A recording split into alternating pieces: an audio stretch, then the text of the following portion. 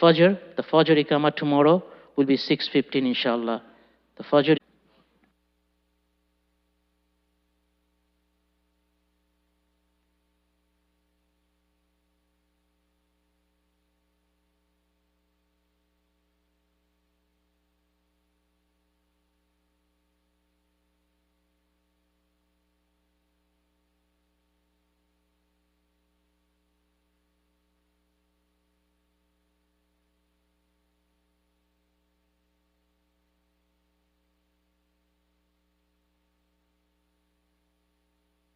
Assalamu alaikum. I forgot to announce one more fundraising, and that is our Denton Masjid Phase 2 fundraising is tonight at 6:30 at Crystal Banquet. So brothers and sisters are requested to join inshallah. Assalamu alaikum wa rahmatullah.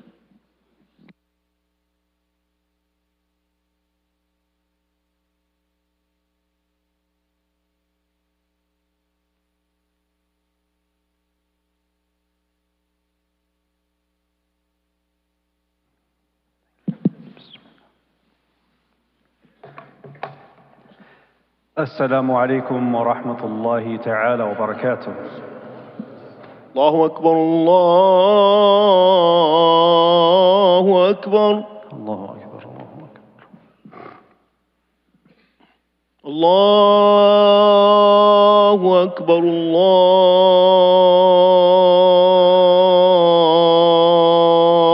الله أكبر. أشهد أن لا إله إلا الله.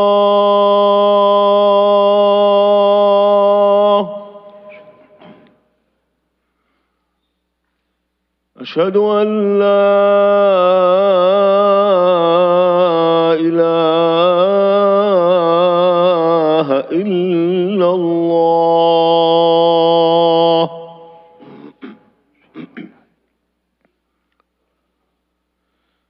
أشهد أن محمدًا رسول الله.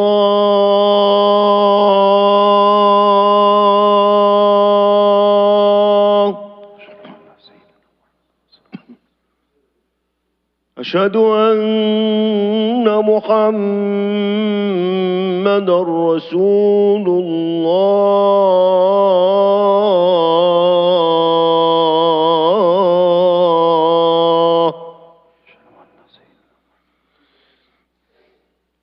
حي على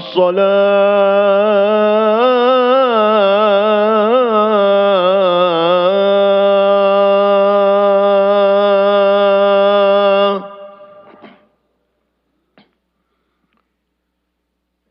حي على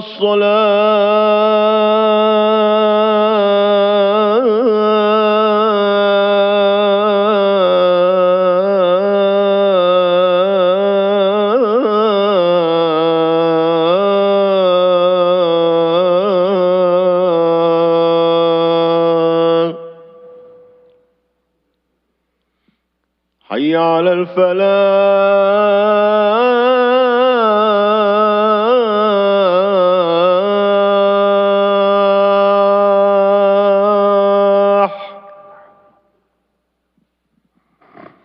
حي على الفلاح.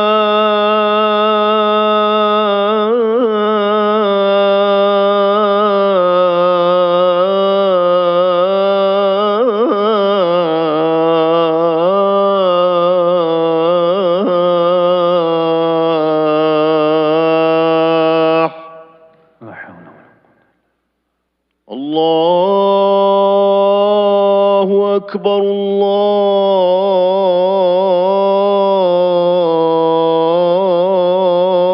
الله أكبر.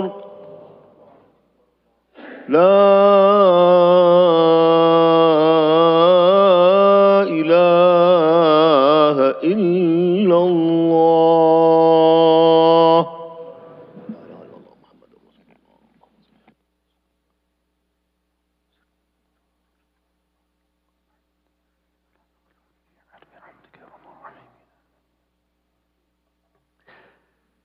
إن الحمد لله نحمده ونستعينه ونستغفره ونؤمن به ونتوكل عليه ونعوذ بالله من شرور أنفسنا ومن سيئات أعمالنا من يهده الله فلا مضل له ومن يضلله فلا هادي له وأشهد أن لا إله إلا الله وحده لا شريك له وأشهد أن سيدنا وحبيبنا محمدًا عبده ورسوله. يقول الله جل وعلا في كتابه الكريم: يا أيها الذين آمنوا اتقوا الله حق تقاته ولا تموتن إلا وأنتم مسلمون.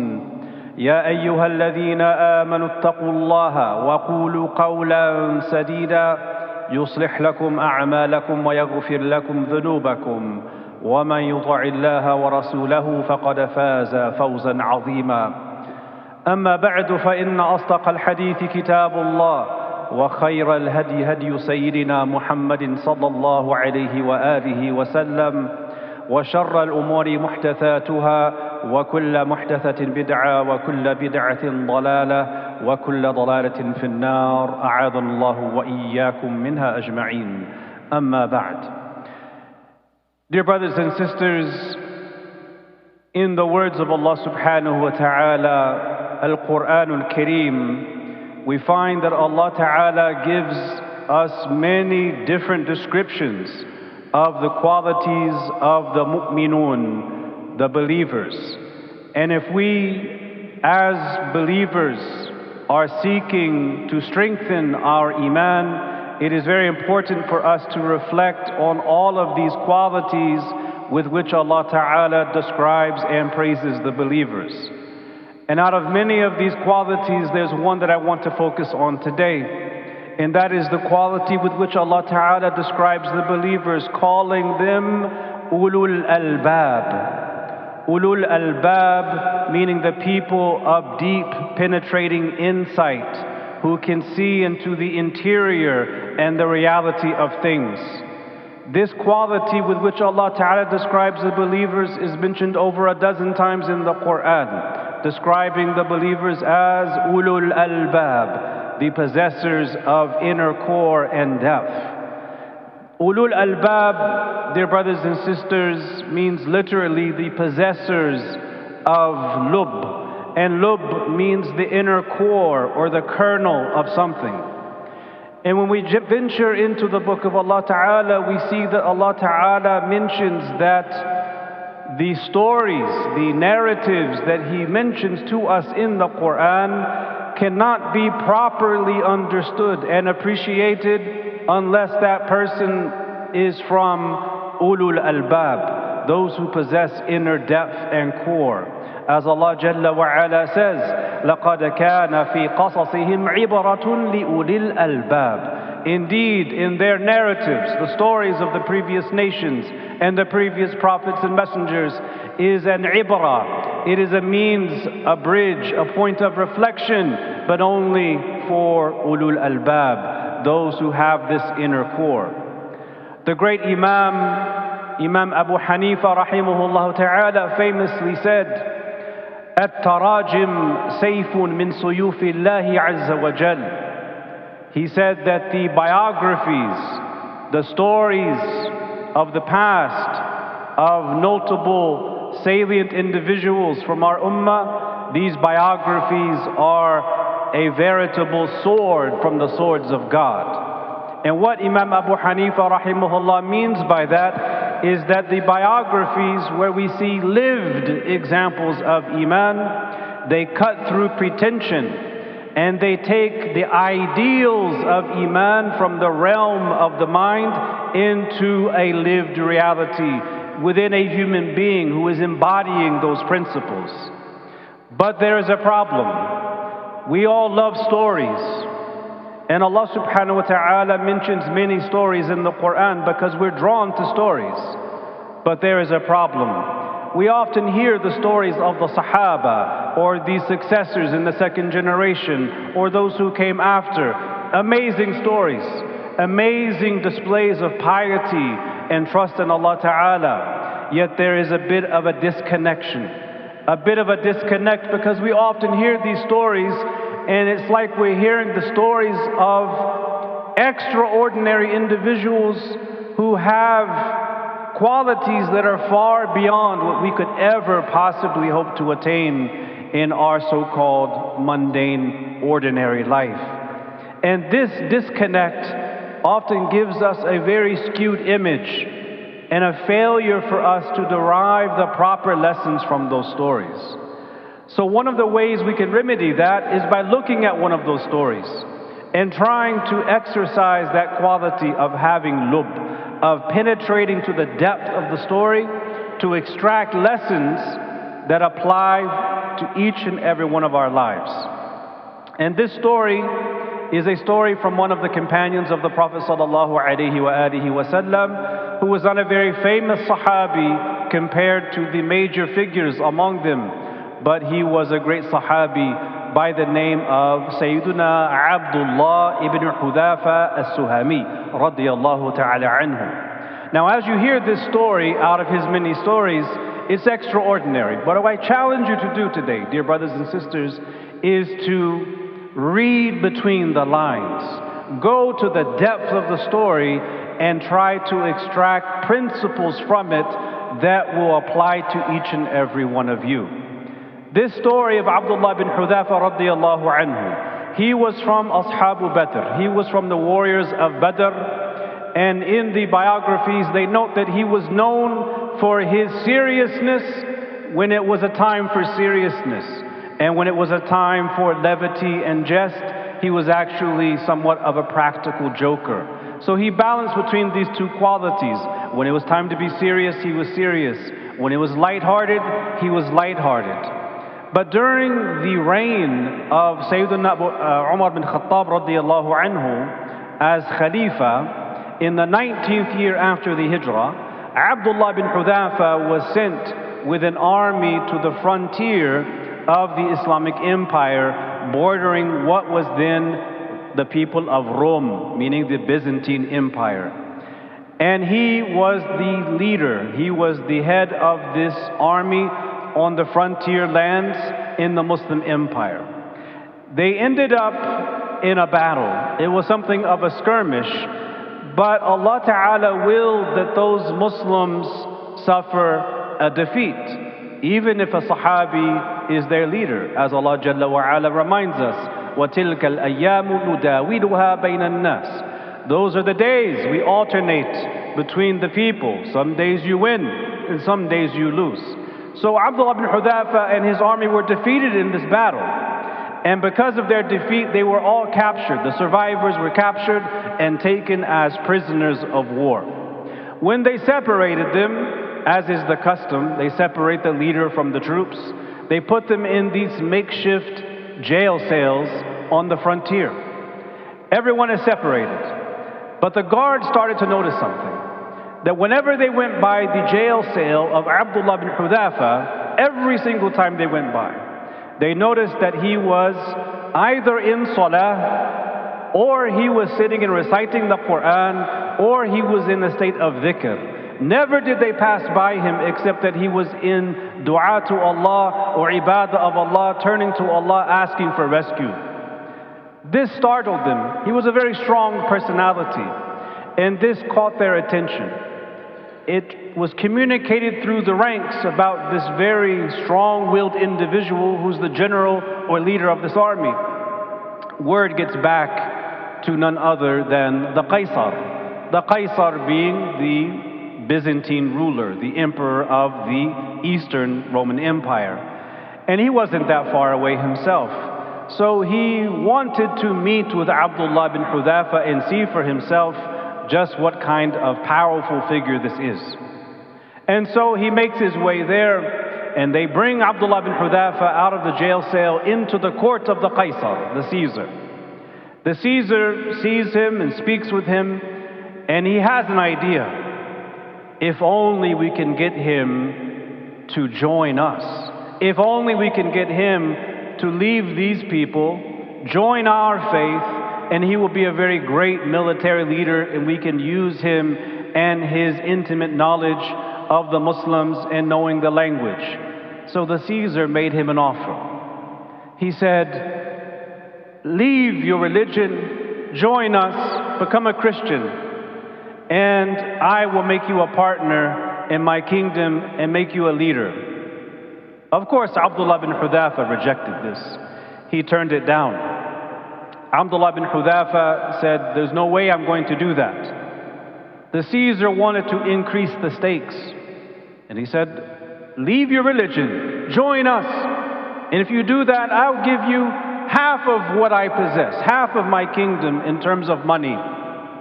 Abdullah bin Hudhafa looked at him and said, as Imam al-Dhahabi records in his Siyar A'lam al-Nubala, he said, Hayhata inna al-mawta la'ahabbu li alfa marra mimma tad'uni ilay.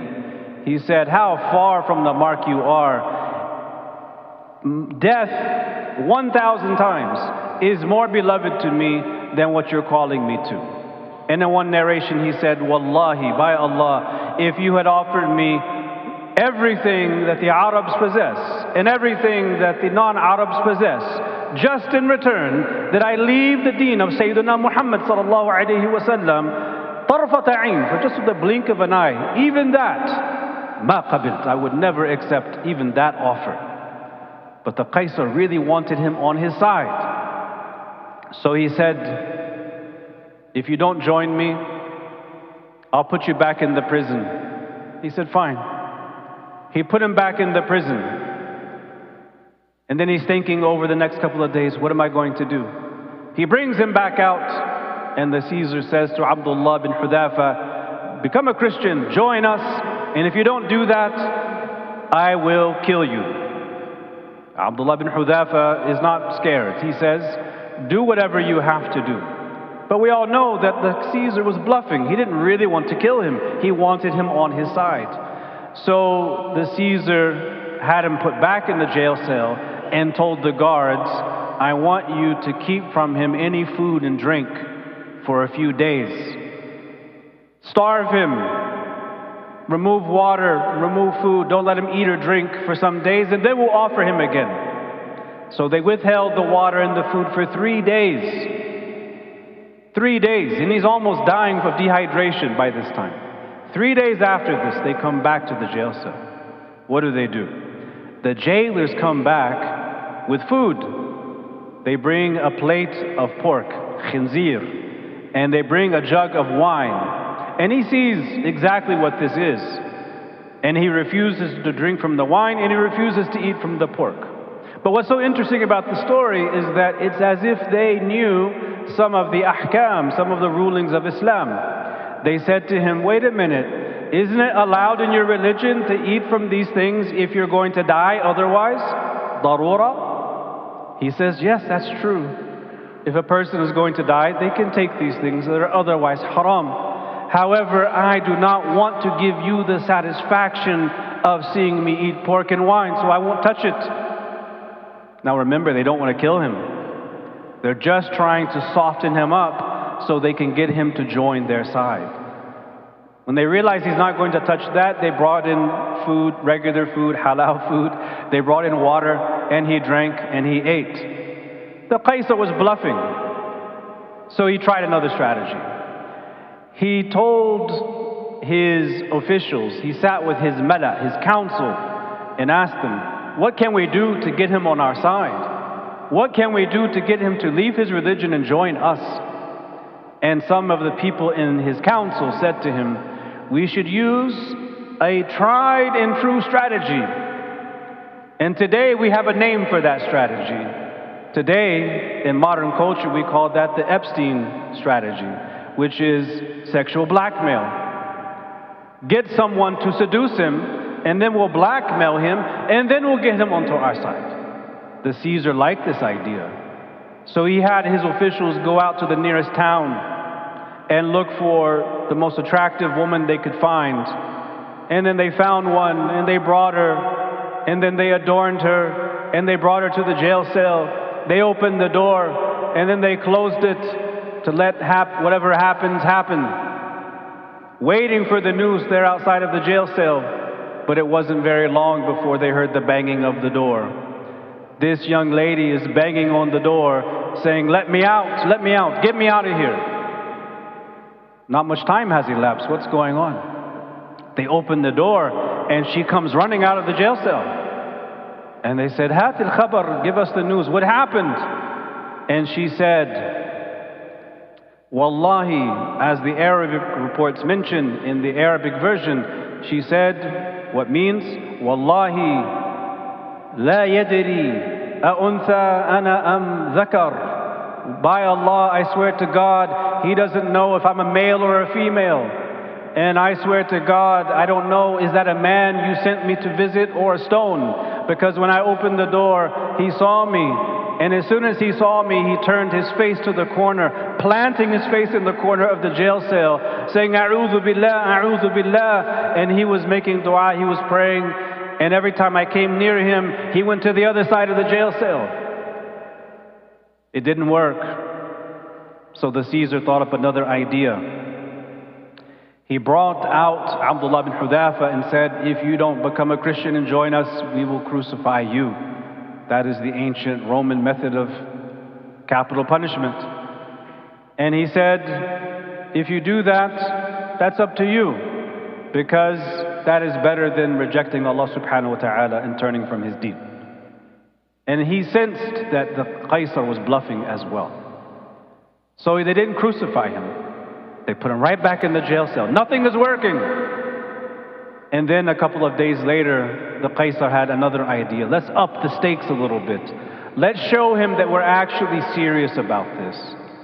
And so they brought him out of the jail cell a few days later. And this time in the court of the Caesar, they had brought this massive pot that was filled with oil. And they kindled a fire. And now the pot of oil is boiling. And this time, they didn't threaten Abdullah. They brought out another Muslim prisoner. And with that prisoner shackled, they hoisted him and tossed him inside of this pot, this boiling pot of oil. Abdullah bin Hudhafa had to see this. And then they said, it's your turn. If you don't join us and leave your deen, then we're going to do this to you now. He said, I'm not going to change. I'm not going to leave my deen. Do whatever you have to do. And so they begin to bring him closer to the pot. And then when it looks like they're about to hoist him up, he begins to cry. And they said, hold on, wait. They don't really want to do this. He said, wait. They said, why are you crying? They're thinking that now he's softening up and he's afraid of death. He said, I'm not crying because I'm afraid of death. I'm crying because I know that إِنَّمَا هِيَ نَفْسٌ وَاحِدَةٌ, I only have a single soul. And it occurred to me that would that I had for every hair on my body another soul that could receive such ajr, such closeness to Allah through this sacrifice for His sake. So they realized that it wasn't fear. Back to the drawing board. They didn't want to do it. They put him back in the jail cell. A day or so later, the Qaisar had another idea. He brought him out of the jail cell, and the Qaisar said to Abdullah bin Hudhafa, how about this? How about you kiss me on the forehead, and if you do that, I will let you go. I'll free you. What do you think Abdullah bin Hudhafa said? For everything else, it's been no, no, no, no, no. And when he's asked now to kiss the forehead, just the forehead of the Caesar, he says, no, unless you also release all of the other prisoners with me from my troops. Only if you release them as well. If you do that, I'll kiss you on the forehead. Now the Qaisar was a man of his word. And he said, okay, I agree to that. And Abdullah bin Hudhafa considered this a very small sacrifice to make for releasing all of these prisoners. So he stepped forward and he kissed the forehead of the Caesar. And true to his word, the Caesar released him and all of the Muslim prisoners and gave him a substantial quantity of gold to see their way from the frontier all the way back to Medina. So they gathered their things. They made their way back to Medina, and when they all arrived back in Medina, Abdullah with the soldiers, eventually word spread about all that had taken place over these days and weeks. And finally news of this had reached Amirul Mu'mineen, Sayyidina Umar bin Khattab radiyallahu anhu. And when he heard of this story, he went to look for Abdullah bin Hudhafa in the streets of Medina. And when he found him, he walked forward and he kissed Abdullah on the forehead himself. And he said, Wallahi, innahu haqqun ala kulli muslim an yuqabbila ra'sa Abdullah bin Hudhafa. He says, Wallahi, it is the right upon every Muslim, it is the right that you have upon every Muslim that they kiss your head. And so he kissed his head. This is the story of Abdullah bin Hudhafa radiyallahu ta'ala anhu. And we ask Allah ta'ala to be pleased with him and all of the Sahaba, and to allow us to be from ulul albab, who don't just hear this extraordinary story, but also read between the lines. Because in this story, dear brothers and sisters, is not just an amazing story of an amazing feat, but in it are some keys to how we can be in our daily life, but only if we're looking beneath the surface and for the principles. رضي الله تعالى عن الصحابة أجمعين وأقول قولي هذا وأستغفر الله لي ولكم ولسائر المسلمين فاستغفروه إنه هو الغفور الرحيم. اللهم صل وسلم وبارك على سيدنا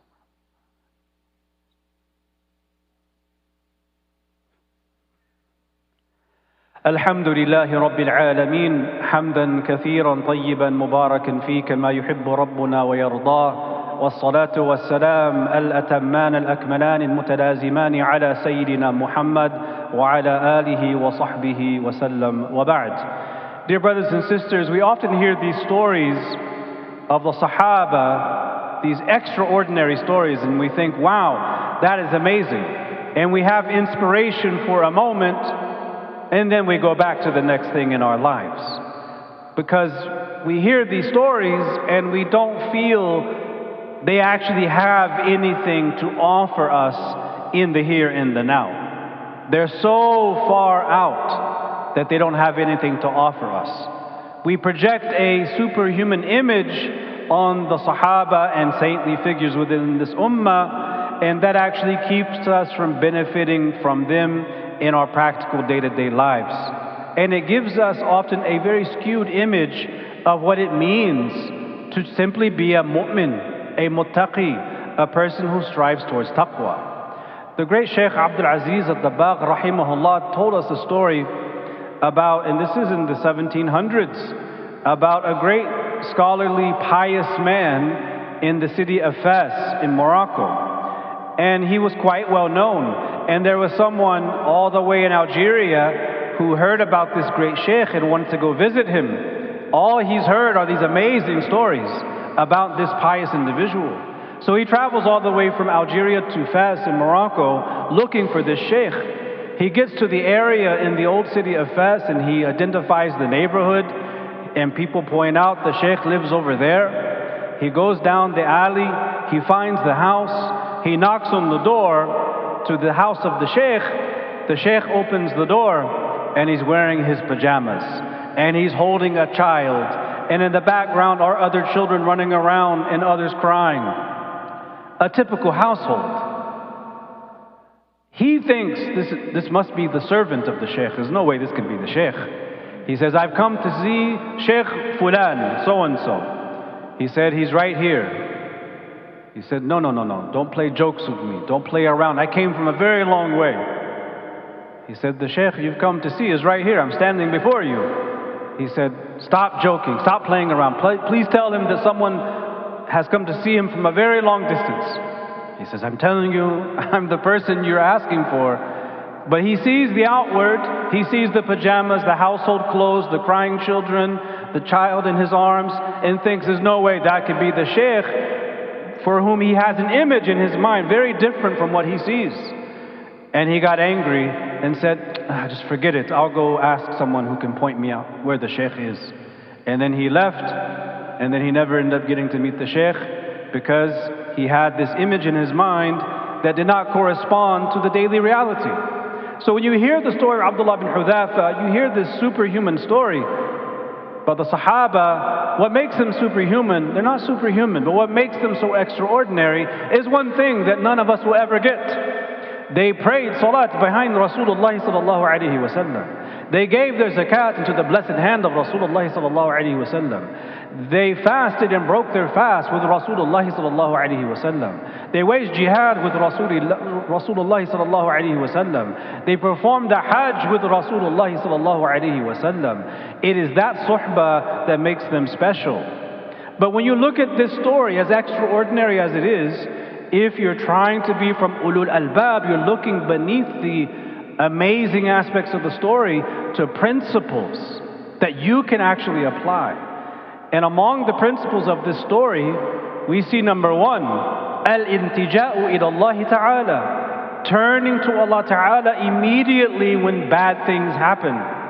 We see in the story, the guards are walking by his jail cell and they always see him in either dhikr or dua or reciting Quran or in salat. He is always turning to Allah Ta'ala to get him out of this situation. He wasn't arguing with him, he was focused on his Lord. And the lesson you can extract from this story is that when bad things happen, who do you first turn to? For many people, when something bad happens, the first thing they do is take out their phone to see, who can I call who can help me in this situation? But the instinct of the mu'min should be when a bad thing happens, an accident happens, a tribulation occurs, the first instinct is turning to Allah Ta'ala. And that is the wisdom of al-adhkar al-nabawiyya. The remembrances, the dhikr that we make in all different parts of our day that we receive from Rasulullah sallallahu alaihi wasallam. It is to train us to make our first instinct always turning to Allah Ta'ala. Now imagine a person, la qadar Allah, they're driving on a highway and it's rainy and icy and dark. And whenever they get into a possible fender bender, their first instinct is to curse and not make dhikr. What's going to happen if they get into an actual horrible accident and their first instinct is to curse? Does that mean that they leave this dunya with curse words coming out of their mouth? But what about the person whose instinct is to turn to Allah Ta'ala in dhikr? No matter how long or how short it is. That is a lesson we learn from the story. Another lesson we learn from the story, dear brothers and sisters, is that no matter how pious you may think you are, no matter how long Allah Ta'ala has protected you from certain sins and bad habits, you should never reach a stage in your spirituality where you think, I am actually safe from falling into the haram. Abdullah ibn Hudhafa is a Sahabi. He is from the people of Badr. He was a mujahid, a ghazi. He was from the Ansar. And yet when that young lady was put into the jail cell, he did not say, I'll be okay. I'm a Sahabi after all. This can't happen.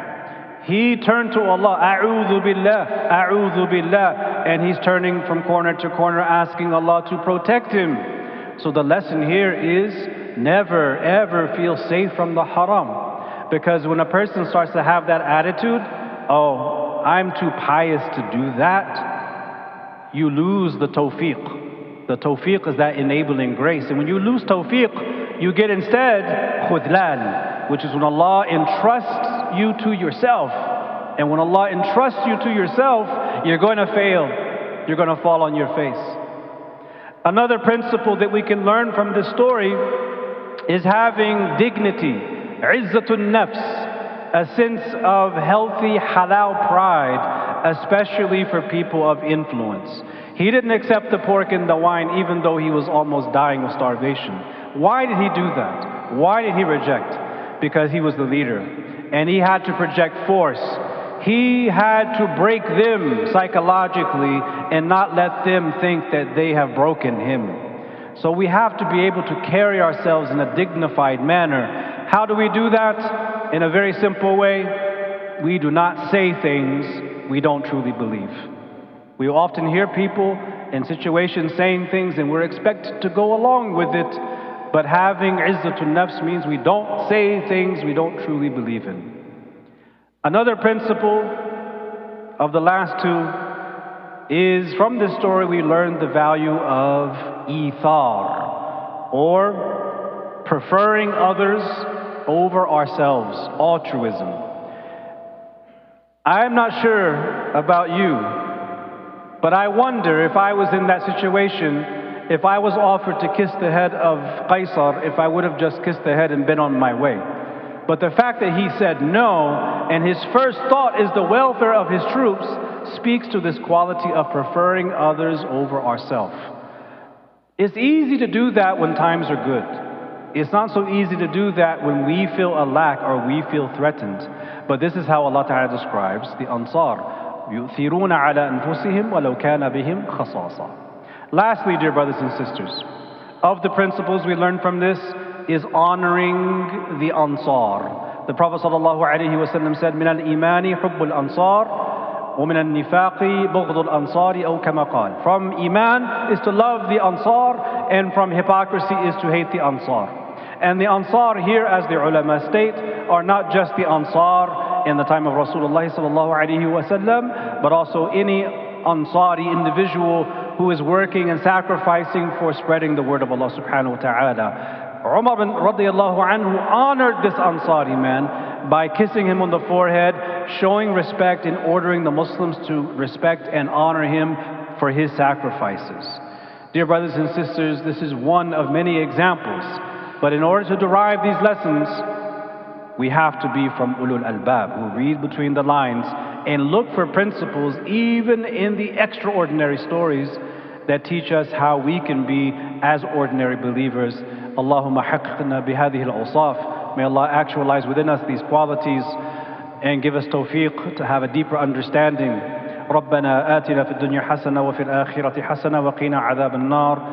اللهم صل على سيدنا محمد عبدك ورسولك النبي الأمي وعلى آله وصحبه وسلم تسليما كثيرا بقدر عظمة ذاتك في كل وقت وحين. سبحان ربك رب العزة عما يصفون وسلام على المرسلين والحمد لله رب العالمين. وقوموا إلى صلاتكم يرحمكم الله. الله أكبر الله أكبر أشهد أن لا إله إلا الله أشهد أن محمد رسول الله حي على الصلاة حي على الفلاح قد قامت الصلاة قد قامت الصلاة الله أكبر لا إله إلا الله لا إله إلا الله. استووا وتراصوا ولا تختلفوا. Straighten your rows.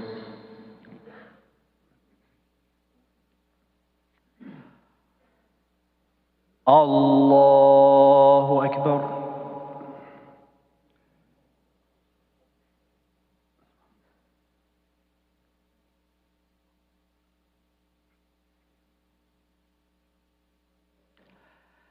الحمد لله رب العالمين الرحمن الرحيم مالك يوم الدين إياك نعبد وإياك نستعين اهدنا الصراط المستقيم صراط الذين أنعمت عليهم غير المغضوب عليهم ولا الضالين.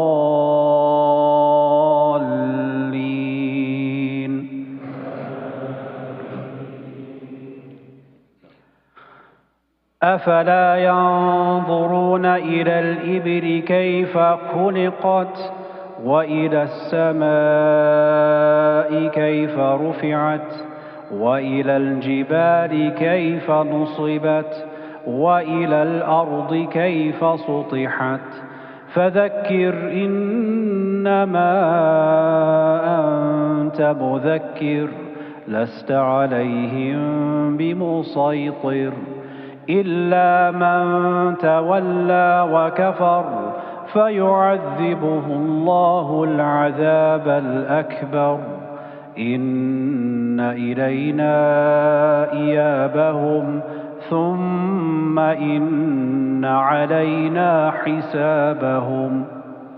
الله أكبر.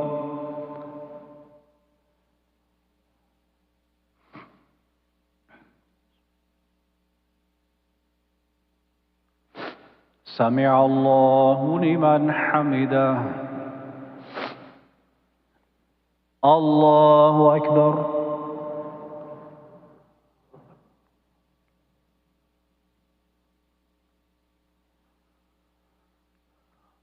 الله أكبر.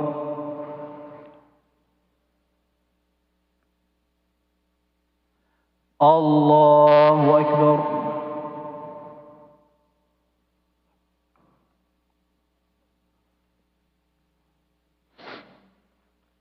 الله أكبر.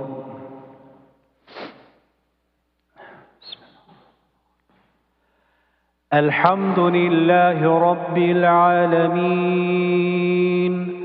الرحمن الرحيم مالك يوم الدين إياك نعبد وإياك نستعين اهدنا الصراط المستقيم صراط الذين أنعمت عليهم غير المغضوب عليهم ولا الضالين.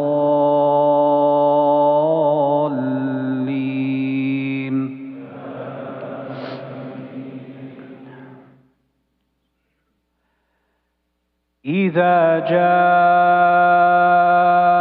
نصر الله والفتح ورأيت الناس يدخلون في دين الله أفواجا فسبح بحمد ربك واستغفره إنه كان توابا. الله أكبر.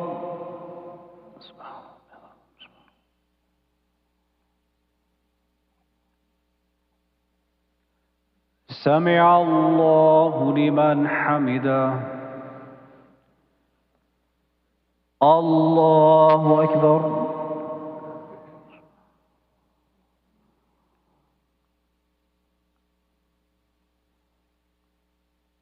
الله أكبر.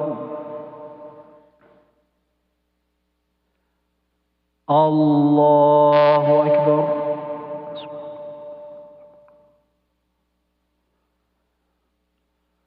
الله أكبر. التحيات لله الزكيات طيبات الصلوات.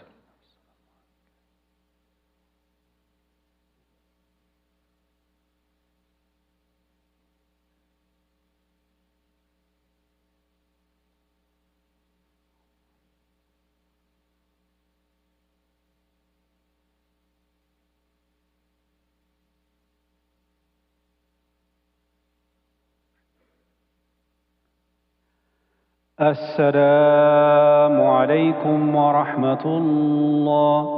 السلام عليكم ورحمة الله. استغفر الله استغفر الله استغفر الله. السلام عليكم السلام تبارك وتعالى. Assalamu alaikum, dear brothers and sisters. I was actually supposed to mention something during the Jumu'ah khutbah, but time was short.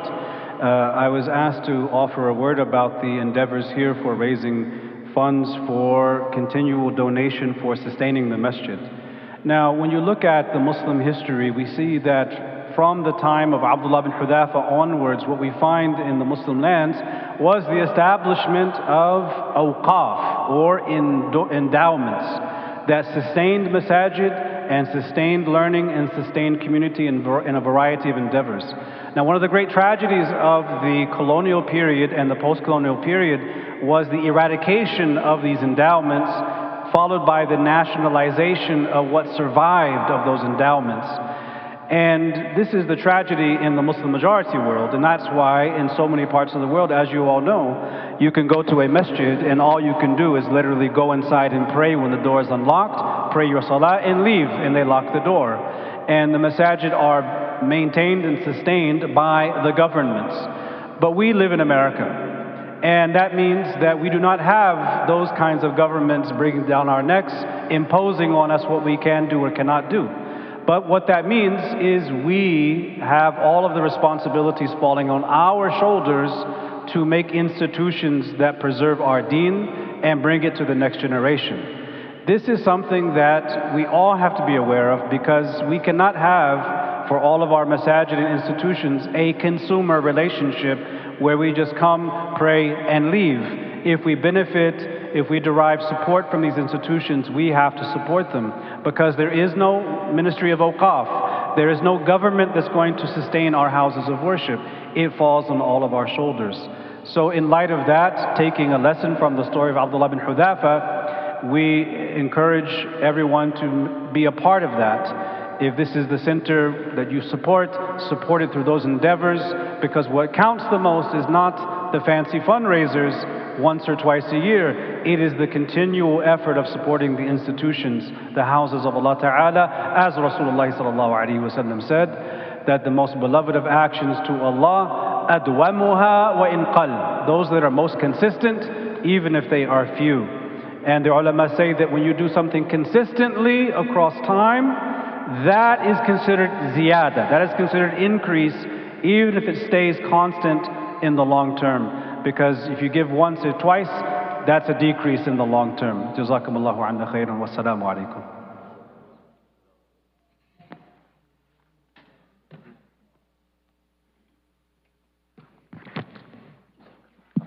Assalamu alaikum. Inshallah, one quick announcement. We will have early voting for the IACC Shura elections today from 2 o'clock to 9 o'clock. So inshallah, if you haven't voted yet, please visit the library anytime today between 2 p.m. and 9 p.m. and inshallah, we'll have the early voting session. Additionally, you can get more information online at planomasjid.org/IACC-election. Jazakumullahu khairan. Assalamu alaikum.